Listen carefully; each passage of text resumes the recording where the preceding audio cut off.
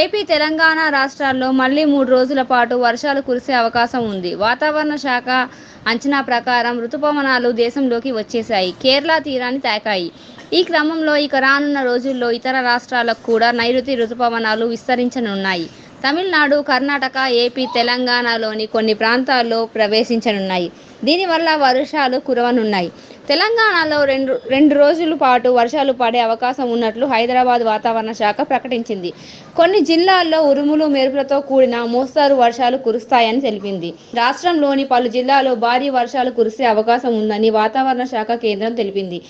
రాజన్న సిరిసిల్ల, కరీంనగర్, పెద్దపల్లి, రంగారెడ్డి, వికారాబాద్, సంగారెడ్డి, మెదక్, కామారెడ్డి, మహబూబానగర్, నాగర్ కర్నూల్, వనపర్తి, నారాయణపేట, జోగులాంబ, గద్వాల్ జిల్లాలలో అక్కడక్కడ భారీ వర్షాలు కురిసే అవకాశం ఉందని వెల్లడించింది. నైరుతి రుతుపవనాలు జూన్ 10 లోపు తెలంగాణ రాష్ట్రంలోకి ప్రవేశించే అవకాశం ఉంది. ఇంకా ఏపీలోని పలు ప్రాంతాల్లో ఉరుములు, మెరుపులతో వర్షాలు పడే అవకాశం ఉందని అమరావతి వాతావరణ కేంద్రం తెలిపింది. రాష్ట్రం అంతటా తేలికపాటి నుండి మోస్తారు వర్షం లేదా ఉరుములతో కూడిన జల్లులు పడతాయని అంచనా వేసింది. రేపటి నుంచి కొన్ని ప్రాంతాల్లో వర్షాలు కురుస్తాయని ఐఎండీ అంచనా వేస్తోంది. ఆ తర్వాత వరుసగా సాధారణ వర్షపాతం నమోదు కానుంది.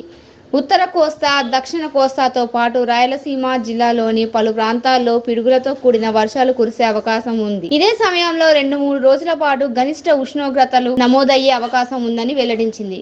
జూన్ మొదటి వారంలోనే నైరుతి రుతుపవనాలు ఆంధ్రప్రదేశ్లోకి ఎంట్రీ ఇచ్చే అవకాశం ఉంది. ఆ తర్వాత తెలంగాణలోకి విస్తరించే అవకాశం ఉందని వాతావరణ శాఖ అంచనా వేస్తోంది.